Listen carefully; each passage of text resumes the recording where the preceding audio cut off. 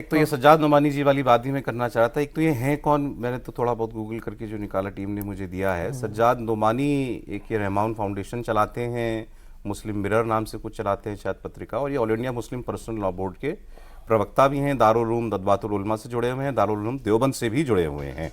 ठीक है, मतलब जुड़े तो बड़ी बड़ी बॉडीज से हुए हैं ये। एक्चुअली ये भी एक प्रयोग चल रहा है, आपने पता नहीं वो वीडियो देखा कि नहीं देखा। ये कह रहे हैं एक इंटरव्यू में, जो बात आप कह रहे थे, इन्होंने हिंदुओं की आधी आबादी को ही कह दिया कि ये हिंदू नहीं है, एससी हिंदू नहीं है, एसटी हिंदू नहीं है, ओबीसी का एक बड़ा सेक्शन हिंदू नहीं है, जाट गुजर हिंदू नहीं है, जैन नहीं है, बौद्ध नहीं है, सिख हिंदू नहीं है। और मुसलमानों को और मुसलमानों की पार्टियों को कोशिश करनी चाहिए इनको अपने साथ लाने की। यही एक तरीका है, उन्होंने कहा, जिससे आप मोदी को हरा सकते हो। एक ये प्रयोग चल रहा है। दूसरा जो इन्होंने बात कही, जिसमें ओबीसी साहब आते हैं, फिट होते हैं, क्या मुसलमान इस मूड में आ गया है कि मुसलमान को ही वोट देगा, मतलब मुस्लिम कैंडिडेट को ही वोट देगा? देखिए सौरभ भाई, ऐसा तो नहीं है कि मुसलमान को वोट देगा। हर स्टेट की स्थिति अलग अलग रही है, लेकिन इसमें भी कोई शक नहीं कि ओवैसी आज के टाइम में एक मुस्लिमों के लिए एक अच्छे लीडर हैं। वो मुस्लिमों की बात कर रहे हैं और वोट भी तकरीबन उनका बढ़ता जा रहा है, तकरीबन देखा है। सज्जाद नोमानी साहब की जो बात है, सज्जाद नोमानी साहब जितनी बॉडीज के साथ काम कर रहे हैं, उनमें से एक बॉडी है बावन मिश्राम करके, एक दलितों के साथ काम करने वाली, दलितों के साथ काम कर रहे हो। और ये देखिए, इस सोच को आप दूसरी जगह एक जगह कनेक्ट कीजिए, धर्मांतरण पर करिए।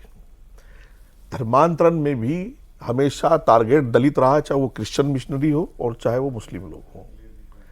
तो वो धर्मांतरण हो या राजनीति हो, दलित को ही अपना मश्क का अड्डा बनाएंगे।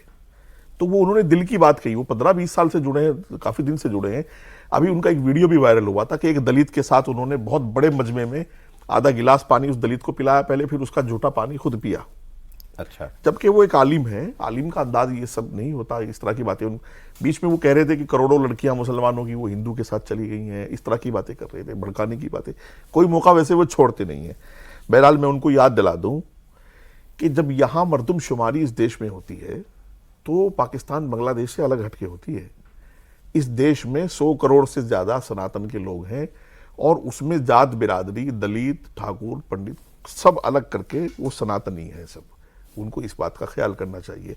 और धर्मांतरण की जो मैं अभी कह रहा था, आप उड़ीसा की खाड़ी में, बंगाल की खाड़ी में जब बात करेंगे जाकर के, मैं तो खुद देख करके आया हूं, या इधर उदयपुर से आगे थोड़ा बढ़ेंगे राजस्थान में, या पंजाब में जाएंगे, तो जितना काम मिशनरी ने किया है, ईसाइयों ने या मौलानाओं ने किया है धर्मांतरण का, वो सब मैं ये इसलिए कह रहा हूं ताकि मेरे दलित भाइयों को ये पता चले कि वो आपको कहां गिन रहे हैं।